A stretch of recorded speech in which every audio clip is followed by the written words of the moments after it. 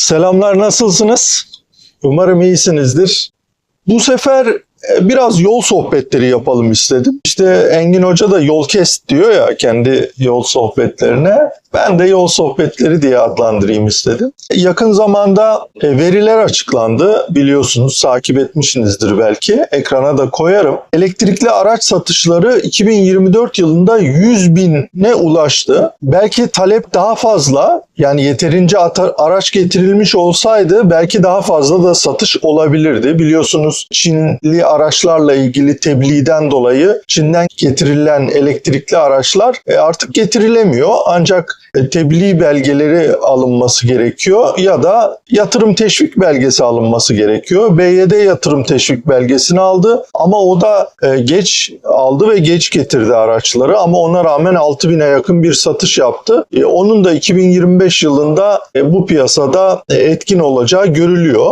TOG tabii kredi kampanyaları ve fiyatının uygun olmasıyla birlikte ciddi bir talep oldu ve bilindiği gibi her satılan 10 elektrikli araçtan 3 tanesi TOG oldu. Yani %30'unu piyasanın elinde tutmuş oldu. Sorunları da azaldı, gördüğümüz kadarıyla daha azaldı. Umarız daha da azalır. T10F'in gelişiyle 2025 yılında da ben TOG'un bu piyasayı domine edeceğini düşünüyorum. Bu satışlarda baktığımızda aslında yılın ikinci yarısında satışa başlamasına ve yeterince araç olmamasına ve insanlar sıraya yazıldıktan, daha doğrusu kaporasını yatırdıktan yaklaşık 2 ay sonra araçlarını almasından dolayı biraz daha beklediğimden az satışı olan Tesla Model Y SR oldu. Ama onlar da piyasanın %10'u, yani her 10 satılan elektrikli aracın bir tanesi Tesla olmuş oldu. Bu nedenle bakıldığında Tesla da aslında bence başarılı sayılır. Ama daha çok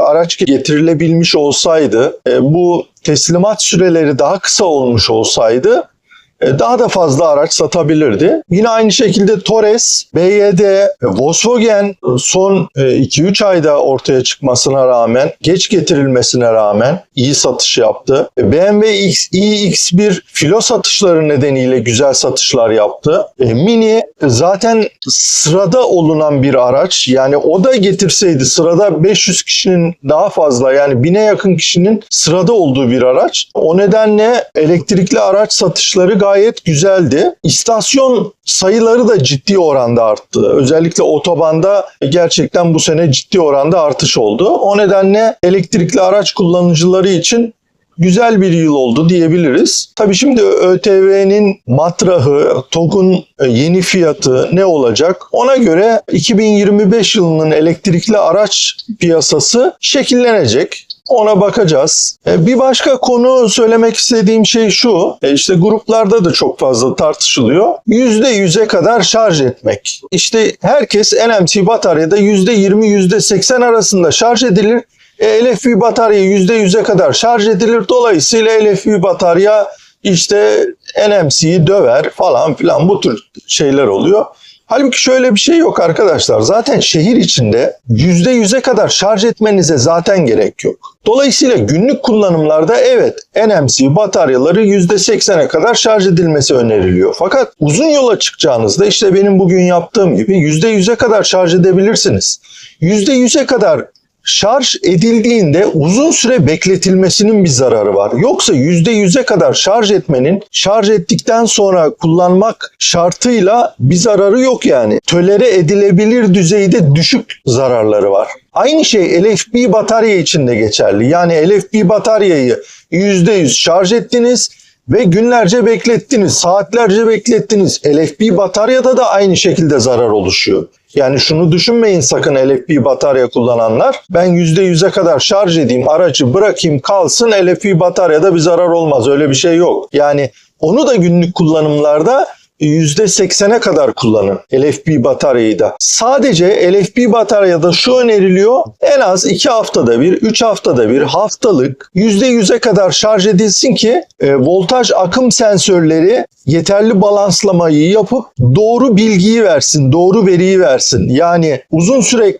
%100'e kadar şarj etmeden kullanırsanız eğer LFP bataryayı size menzil olarak doğru bilgileri vermez. Ve aynı zamanda bataryada da daha önceki benim LFP ve NMC bataryalarla ilgili videoma göz atabilirsiniz. Orada ayrıntısı da var. Eğer uzun süre %100'e kadar şarj edilmezse LFP bataryada bir miktar zarar oluşma, bozulma olabiliyor. Dediğim gibi NMC bataryayı da %100'e kadar doldurabilirsiniz. Yola çıkacağınıza yakın doldurun ve %100'e kadar doldurun, kullanın. Hiçbir sıkıntı yok. Yolda da doldurabilirsiniz %100'e kadar.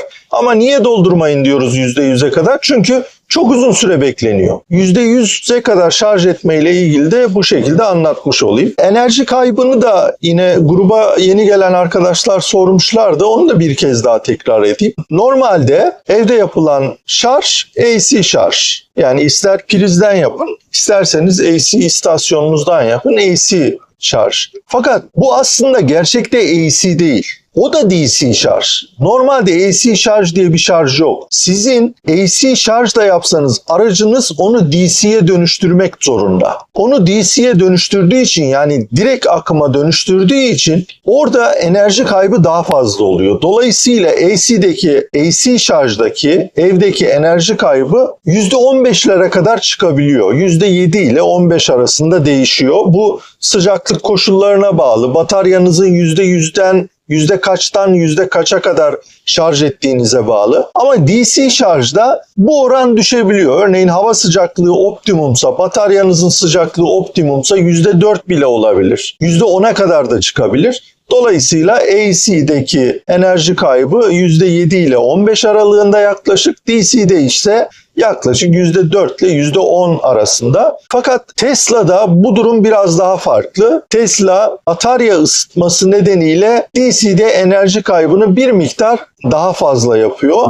Bunu bilmekte fayda var. Dolayısıyla hiçbirimiz aslında ekranda yazan tüketimleri baz almamalıyız. Gerçek maliyetimizin istasyondan verilen enerji üzerinden hesaplanması gerektiğini bilelim. Maliyetimiz üzerinden hesaplamamız gerekiyor. Ama yol mesafesini, yani menzilimizi hesaplarken ekran verisine bakabiliriz. Evet. Ama Tesla'da şunu bilin, park halindeyken tüketimler ekrana yansımamakta. Hatta bu konuda çeşitli çelişkili veriler var. Yani bazı durumlarda sürüş esnasında da bazı tüketimlerin ekrana yansıtılmadığıyla ilgili bazı veriler görebiliyoruz. O nedenle istasyondan aldığınız veriye bakmak maliyet açısından daha doğru.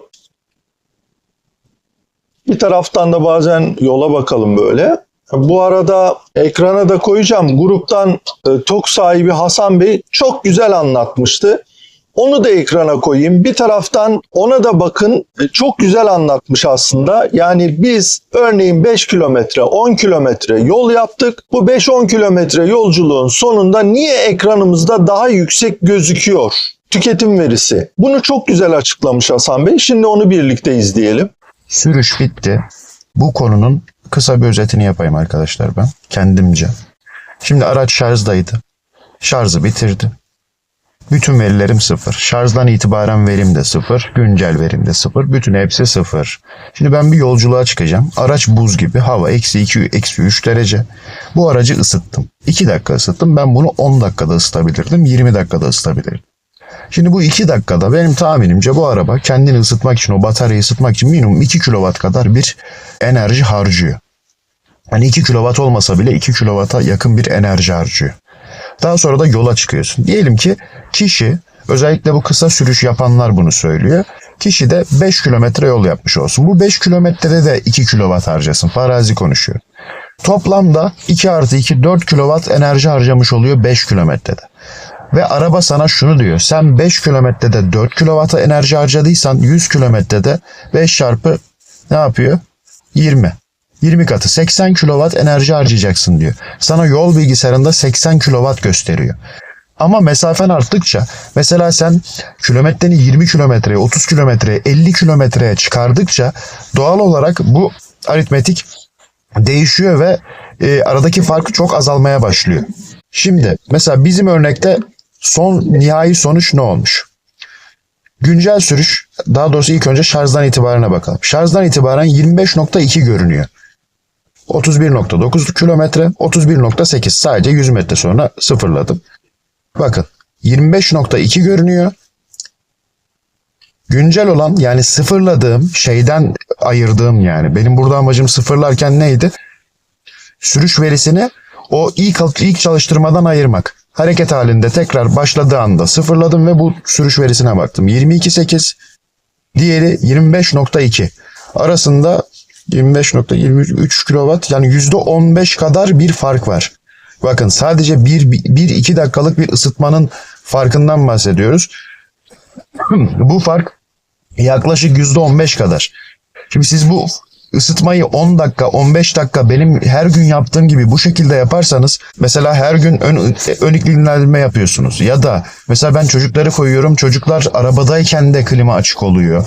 Araba sabit haldeyken kullanılıyor. Bu şekilde olduğu zaman bu %20, 30, 35, 40'a kadar bile gidebilir.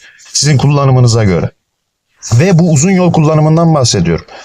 Bu kısa kullanımda zaten örneğini attım. Kısa kullanımda çok daha absürt farklar var. Yani neydi mesela atıyorum 28'e 42 falan gibi bir şeydi herhalde daha önce attığım kısa mesafede 7 kilometrede. Bilmem anlatabildim mi? Yani bu mevzu bu şekilde arkadaşlar. Şimdi gördüğünüz gibi işte Hasan Bey çok güzel anlatmış. Benim bu arada kısa mesafe sürüşlerle ilgili bir paylaşımım var. Onu mutlaka izlemenizi öneririm eğer izlemediyseniz. Orada da anlattığım gibi aracın ilk çalıştırılması sırasında bir tüketim oluyor. Bu tüketim daha sonra bütün yolculuğa yediriliyor.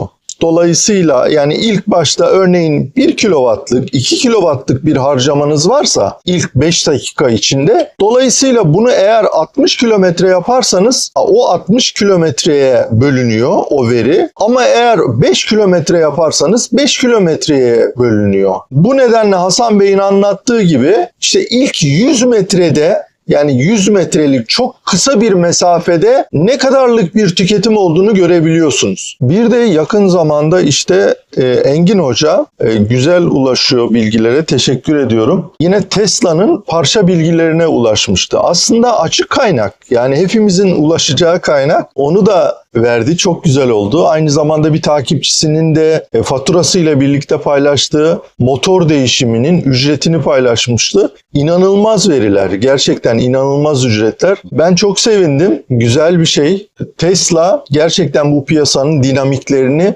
çok değiştiriyor. Çok güzel şekilde değiştiriyor.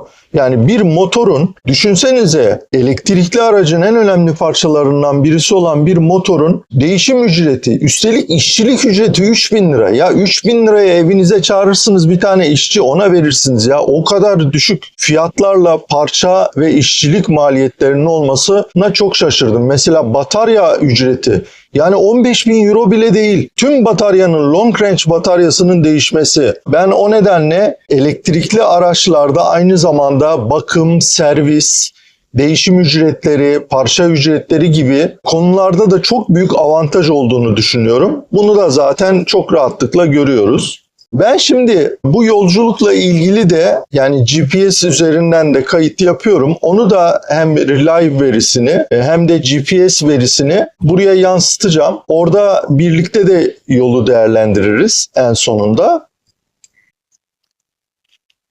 Bu yol sohbetlerini ara ara paylaşacağım.